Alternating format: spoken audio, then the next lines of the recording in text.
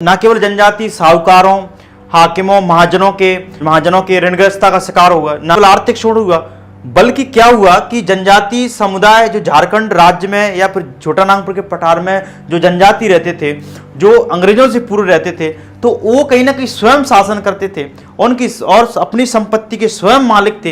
कोई बाहरी व्यक्ति उनकी जमीन पर नियंत्रण स्थापित नहीं कर रहा था। जंगल और जमीन पर उनका पारंपरिक अधिकार था, उनका ट्रेडिशनल राइट था। जंगल, जमीन और वहां के जितने वन संसाधन हैं उन सब पर उनका पारंपरिक अधिकार था। तो यहाँ पे क्या हुआ कि उनकी ये कृषि पद्धति थी, पारंपरिक कृषि पद्धति, मुंडाओं की, खासकर मुंडाओं की छोटा नागपुर पठार में रहते थे, उनकी जंगलों में खूट पद्धति जो कृषि पद्धति थी वो सामूहिक कृषि पद्धति थी। तो यानी कि संपूर्ण संपत्ति कलेक्टिव रूप से कलेक्टिव उनकी जो है उनका पार्टिसिपेशन था, उनकी संपत्ति पर सामूहिक नियंत्रण था, किसी पर्सनल संपत्ति नहीं थी, कोई व्यक्तिगत संपत्ति नहीं थी। तो ब्रिटिश सरकार ने क्या किया कि स्थायी बंदोबस्त पॉलिसी अपनाकर, यानी कि जो भू राजस्व व्यवस्था को अपनाकर उनकी संपत्ति, इनकी खूट खट्टी जो कृषि पद्धति थी उस पर क्या किया, पाबंदी लगा दी। उस पर क्या पाबंदी लगा दी, उन पर रिस्ट्रिक्शन लगा दी, उस पर बैन लगा दिए।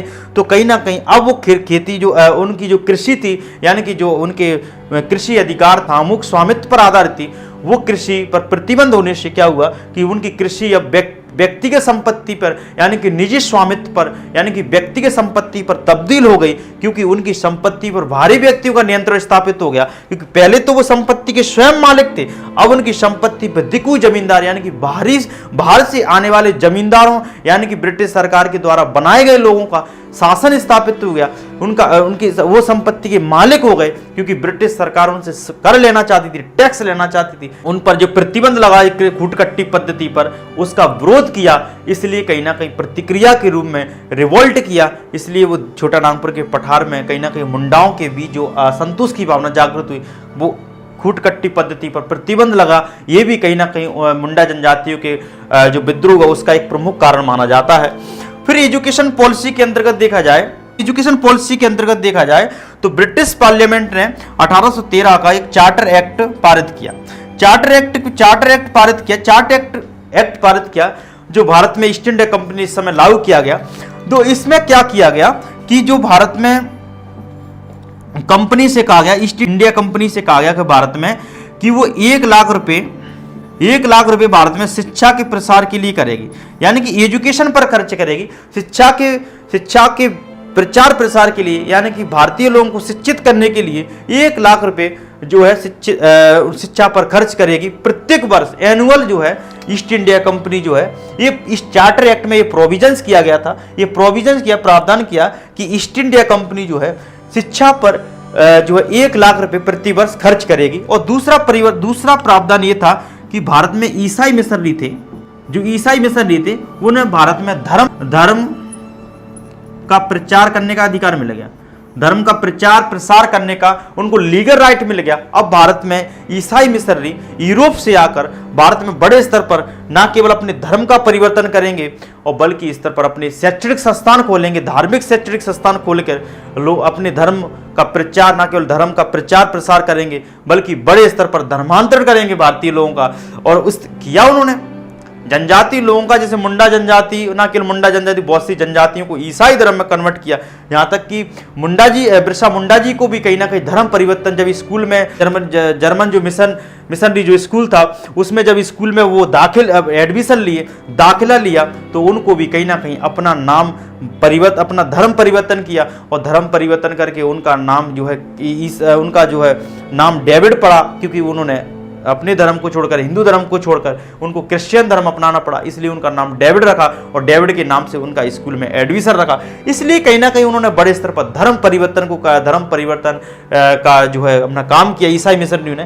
तो ये भी कहीं ना कहीं चार्टर एक्ट में ये प्रोविजंस था कि एक ईस्ट इंडिया कंपनी जो है 1 लाख रुपए शिक्षा प्रसार करेगी। ये इसमें क्लियर नहीं था कि ये शिक्षा किस माध्यम में दी जाएगी, किस मीडियम में दी जाएगी, हिंदी माध्यम में दी जाएगी, इंग्लिश मीडियम में दी जाएगी, वो जो है आगे हम जो है इस पर लेकर आंग्ल प्राच्य विवाद भी देखने को मिलता है। एजुकेशन ब्रिटिश गवर्नमेंट की जो एजुकेशन पॉलिसी या शिक्षा नीति से संबंधित है।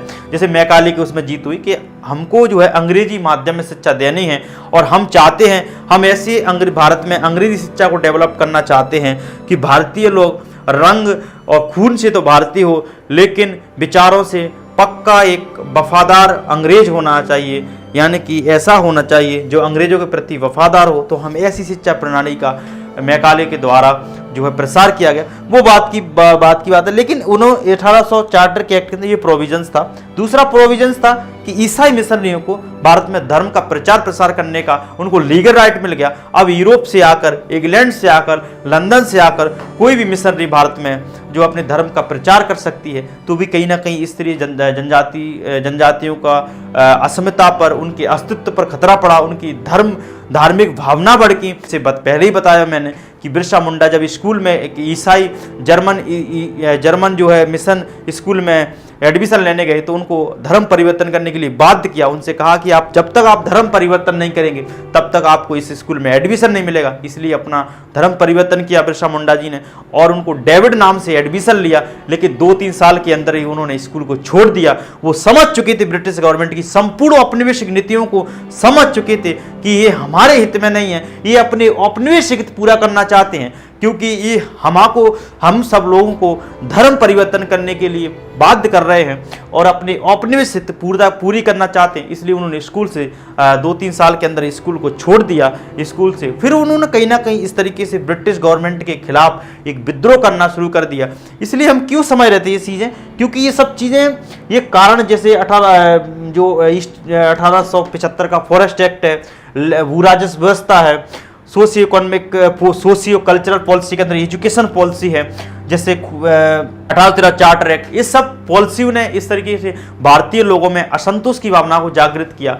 मुंडा विद्रोह या फिर जनजाति विद्रोह, किसान विद्रोह के रूप में देखने को मिलती है। अब हम इन्हें अब जो है बिरसा मुंडा जी को विस्तार से समझते हैं कि उन्होंने क्या संघर्ष किया कि वो व्यक्ति आज 25 साल की उम्र में, ना केवल 25 की छोटी सी उम्र में, वो व्यक्ति एक महान शख्सियत बन गया इस हिंदुस्तान में। और हमेशा के लिए वो व्यक्ति एक कहीं ना कहीं ये बड़ी बात है कि इस देश की संसद में, इस देश की महान सबसे बड़ी पंचायत में उस व्यक्ति का उसका इमेज लगी है। हर व्यक्ति वहाँ से, देश से, हर कोने से, हर कोना का जो प्रतिनिधि है वो बैठता है। उनके एकमात्र जनजाति नायक है कि उनका फोटो लगा है, तो हर भारत के विभिन्न कोनों से आने वाले लोग कहीं ना कहीं ये देखते हैं कि उस व्यक्ति ने महान काम किया। इसी दम पर वो व्यक्ति आज एकमात्र जनजाति व्यक्ति है कि उसका पार्लियामेंट में फोटो लगा है। तो ये बहुत बड़ी बात है उनके लिए। छोटी सी उम्र में हम जैसे लोग कहीं ना कहीं अभी भी संघर्ष कर रहे हैं और 10-10 साल 5 संघर्ष के बावजूद भी